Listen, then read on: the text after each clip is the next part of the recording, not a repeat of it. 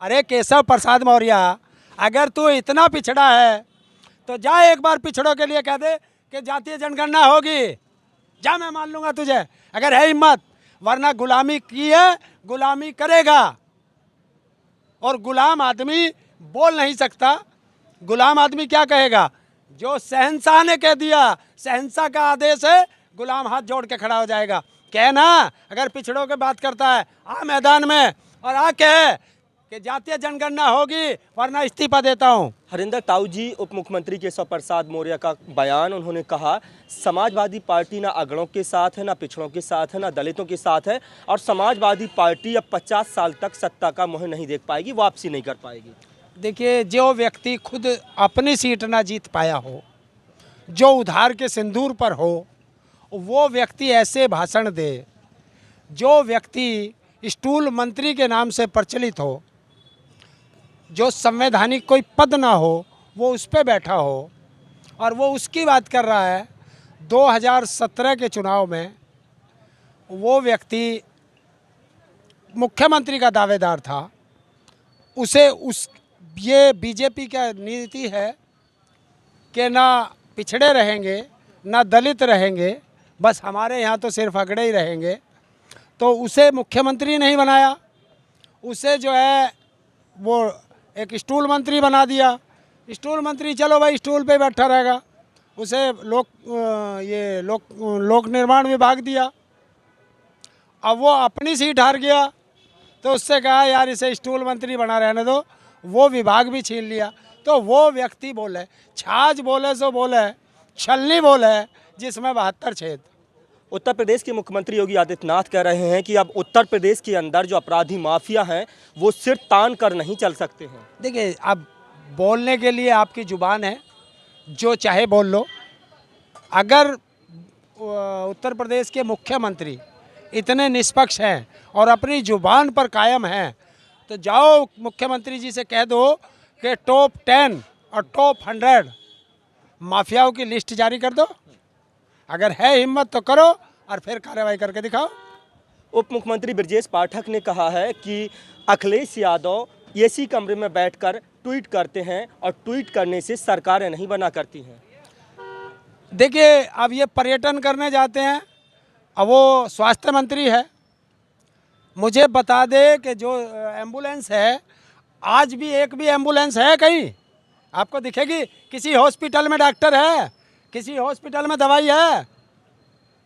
अरे मरीज को लेके कोई कंधे पे जा रहा, कोई मोटरसाइकिल पे जा रहा, कोई हाथ ठेले पे जा रहा, कोई रिक्शा पे लेके जा रहा है। डूब के मर जाना चाहिए ऐसे मंत्री को।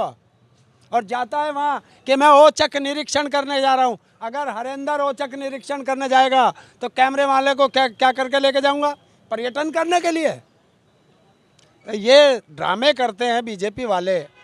हरिंदर ताऊ जी, केशव प्रसाद मौर्य ने बयान दिया है, कहा यादववादी, राष्ट्रवादी और हिंदुत्ववादी होने के साथ साथ यादव जो है अब मोदीवादी और योगीवादी भी हो गया है। पहले कहते हो हम जातिवाद पे बात नहीं करते, और खुल के जातिवाद पे बात कर रहे हो।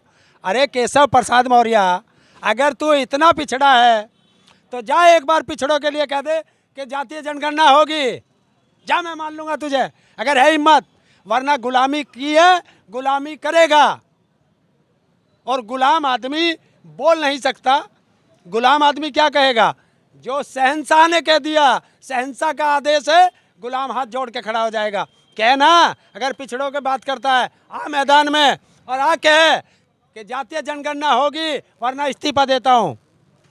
मुख्यमंत्री योगी आदित्यनाथ कह रहे हैं कि उत्तर प्रदेश में कानून का राज स्थापित हो गया है और अब अपराधियों की पैंट गीली होते जनता खुद देख रही है। अरे हम तो ये देखिए, ये संवैधानिक पद पे बैठने वाले एक मुख्यमंत्री की भाषा नहीं होती। ऐसे संवैधानिक पद पे बैठ के मुख्यमंत्री बोलता है कि मैं पैंट गीली कर दूंगा, ये कर दूंगा। पैंट गीली करने से कानून व्यवस्था बनती है? अरे हमने तो देखा था, हमने हाथरस भी देखा, हमने उन्नाव भी देखा, हमने लखीमपुर खीरी भी देखा, हमने चिन्मयानंद भी देखा है। और हमने देखा कि एक माँ बेटी अपनी झोपड़ी में रह रही है और वहाँ बुलडोजर चला दे उन दोनों को मार दिया। हमने तो देखा, अगर तेरा कानून का राज है तो हमने तो देखा कि एक गवाह के साथ 2 पुलिस वाले भी मरते देखे, यहीं देखे। हमने तो देखा कि लखीमपुर खीरी में एक महिला प्रस्तावक बन के जा रही है, वही बीजेपी वाले उसकी साड़ी नोच रहे हैं। ये कानून का राज कहते हो? ये इसे कहते हैं अपराधी राज। भाजपा की तरफ से आरोप लगाया जाता है कि सपा सरकार में गुंडा राज था और जो है सत्ता संरक्षित थाने चलते थे, यादव और मुस्लिम जो है थानों पर कब्जा जमाए बैठे थे। अब जो है सुशासन है उत्तर प्रदेश में, 12 बजे रात को भी कोई भी महिला गहने जो है लाद कर और कहीं भी निकल सकती है। बहुत हंसी आती है। और ये कहता कौन है? ये वो कहता है जो बच्चों को 12वीं के बाद इंटर करा के लैपटॉप बांटता है। हैं? इनकी जुबान है जुबान इनकी। गहने पहन के, या गहने नहीं है, घर में बच्ची 4-4, 5-5 साल की बच्चों का बलात्कार घरों में हो रहा है। गहने पहन के तो बहुत दूर है। हरिंदर ताऊ को ऐसा क्या है कि सारी जो बुराइयां हैं, जो सारी खामियां हैं, वो सिर्फ भारतीय जनता पार्टी में दिखाई देती हैं और बाकी पार्टियों को कभी निशाने पर नहीं लेते हैं? सिर्फ भारतीय जनता पार्टी ही हरिंदर ताऊ के निशाने पर क्यों रहती है? मैं चाटूकार नहीं हूँ, मैं तड़वे चाटने वाला दलाल नहीं हूँ। सवाल सत्ता से किया जाता है और तुम जैसे पत्रकार हो वो विपक्ष से सवाल करते हैं। अरे विपक्ष पे है क्या? विपक्ष का काम है सरकार की गलत नीतियों को उजागर करना, जनता के सामने रखना कि ये सरकार है, तो सरकार की तो आलोचना होगी, उसकी गलत नीतियों की होगी। कोई तो ऐसा काम होगा भारतीय जनता पार्टी का, कोई ऐसा काम, योगी आदित्यनाथ का कोई ऐसा काम या प्रधानमंत्री मोदी का कोई ऐसा काम जो हरिंदर ताऊ को बहुत ज़्यादा प्रभावित करता हो। बिल्कुल पसंद है मुझे मोदी और योगी के दोनों काम और अमित शाह का साथ में बहुत पसंद है कि देश में जो अमन चैन था उसे नफरत में बदल दिया। उन्होंने देश को जाति और धर्म में बांट के एक दूसरे से लड़ा दिया। हिंदू को मुसलमान से लड़ा दिया, ब्राह्मण को दूसरी जाति से लड़ा दिया, ठाकुर को एससी से लड़ा दिया, गुज्जर को किसी से लड़ा दिया, मराठों को नॉन मराठों से लड़ा दिया। इस तरीके से लड़ाते हैं। अंग्रेजों की औलाद हैं, फूट डालो राज करो का नीति चलाते हैं। अरे भारतीय जनता पार्टी जब हिंदू राष्ट्र बनाने की बात करती है तो आप लोगों को क्या दिक्कत है हिंदू राष्ट्र बन जाने से? ज़्यादा बेहतर होगा, विकास हो पाएगा भारत का अगर भारत हिंदू राष्ट्र बन जाएगा तो कहो कि हम संविधान को नहीं मानते। भारत के संविधान में कहीं लिखा है क्या? बताओ ना।